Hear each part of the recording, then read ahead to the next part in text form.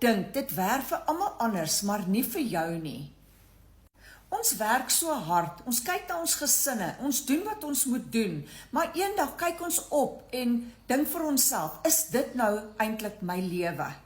Daardie klein stemmetjie droom na vryheid en nog 'n klein bietjie inkomste.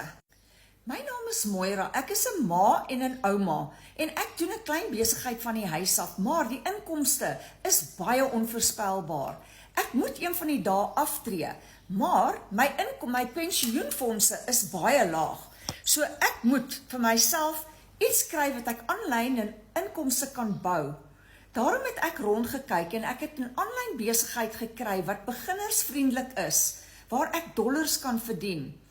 Maar ek was so bang, want ek het geen ondervinding gehad nie, ek het geen tegniese vaardighede nie, en ek was bang, ek gaan eintlik dom lyk. Maar ek het uiteindelik begin, en toe ek daai eerste klein oorwinning kry, was ek so bly en so trots, want dit het vir my gewys, ek kan dit doen. Ek kan nog steeds leer en groei en iets van my eie bou.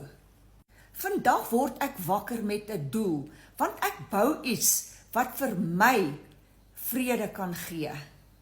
Nie stres nie, en ek weet nou, dit is nooit te laat om iets te begin nie. As jou hart fluister, miskien kan ek dit ook doen. Luister daarna.